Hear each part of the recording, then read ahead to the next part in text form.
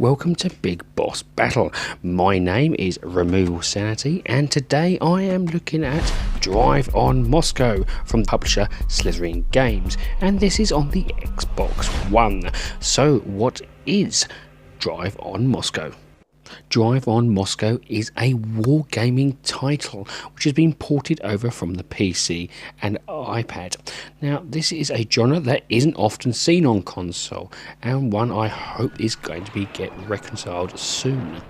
For those who don't know what wargaming is, this is a strategy game that deals with military operations, real or fictional. Now, this is based technically on heavy specifics and statistics to ensure the realism is exactly as it would be or as close as simulated to be. Think of this as a very high-tech chessboard sort of game. So what is the premise for the game? Well, it's quite simple really.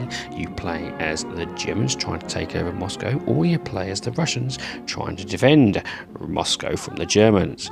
Each faction though does have distinctive statistics, so knowing them carefully and researching them is ideal to ensure you know exactly how best to attack or defend. So let's get into the gameplay.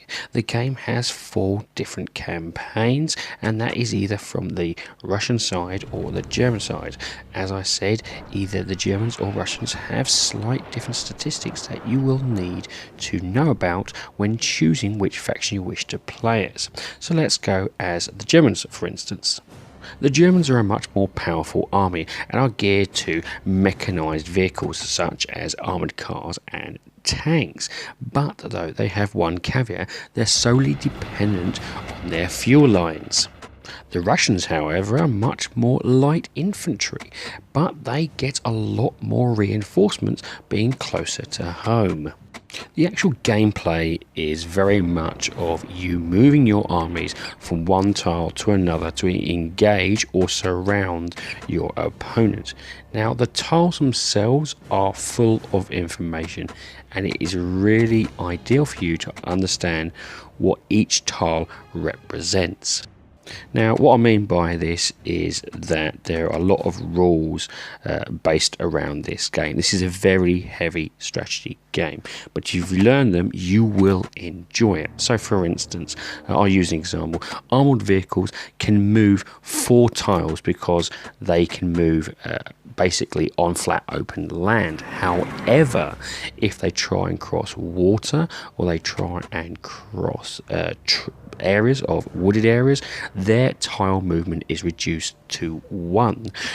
This does not, however, affect infantry. Infantry can move a little bit quicker within trees, and also trees provide them cover. So as you can see, there's a lot of statistics which you need to appreciate when choosing how to move your army towards the enemy.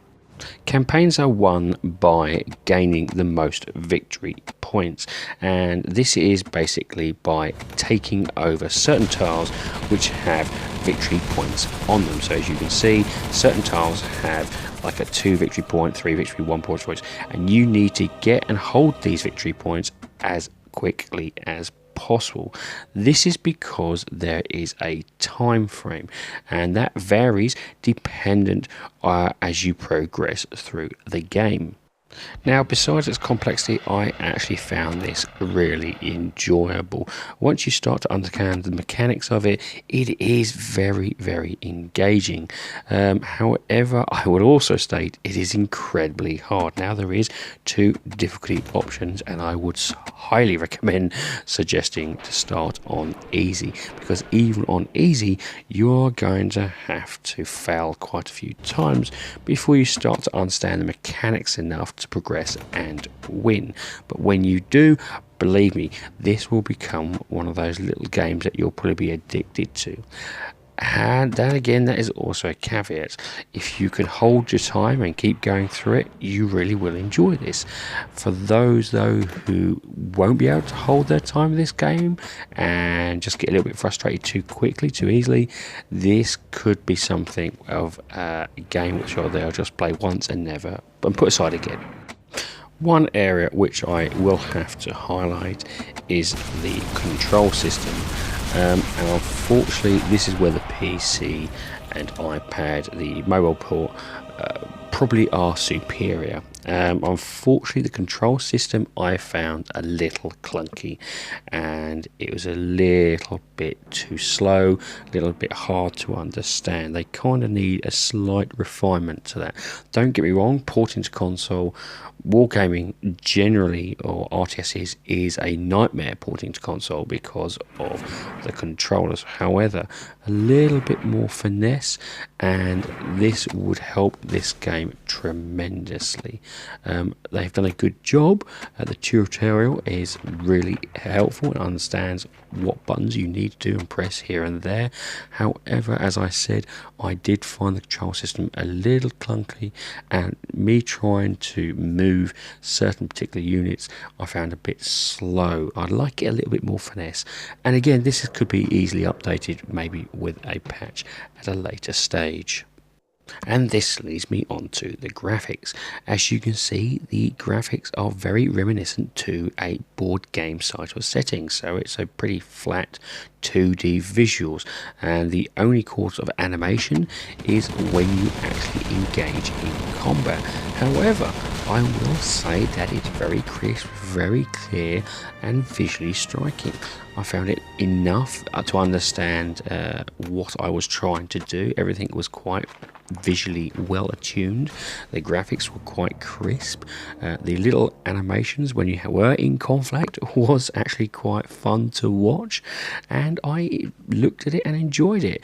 It's not really anything other than what I would say as a board game-esque sort of crisp visuals here, but what there is there is enough to keep you moving forward.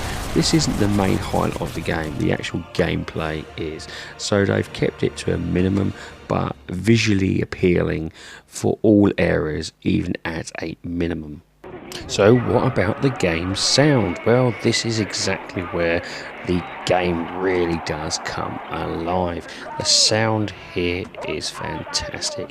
It really homes in on the era of which we are trying to play through. Even in the tutorials, even in the menus, there is the music in the background that's either playing some Russian or some German music, which is fantastic. The gunfire sounds are crisp, clear, and perfectly through any sub speakers or headset, and the clicks and clacks in terms of when you're moving the tiles identify which areas you wish to move into. The sound here is really good, and one of the highlights of this game, which I don't think many people will pick up on until they actually play it. So what do I think of Drive on Moscow for the console? I give this game personally an OK, and this is for the following reasons. Now, whilst the game is fun and addictive, there is a slight caveat. There's a lot of mechanics to understand here, and because the game is so hard, the extreme mechanics you have to kind of learn quickly as well. The new gamer in terms of this genre may find this a bit too much and a bit too frustrating, unfortunately. However, I would suggest that if you are new to this genre, push through, you will enjoy it. Now, as I said, there is a few issues with the controls, but again, that can also be quite easily patched, I think. Currently, the game is on the Xbox Live Store for £8 or $10 US, and this price versus the content that you're going to get out of it, if you push through, I think it is a very good price. Anyway, ladies and gentlemen, I do hope you enjoyed the review. Please give us a like, share and a comment below. We do like to hear from you. Anyway, until next time, have a great time gaming.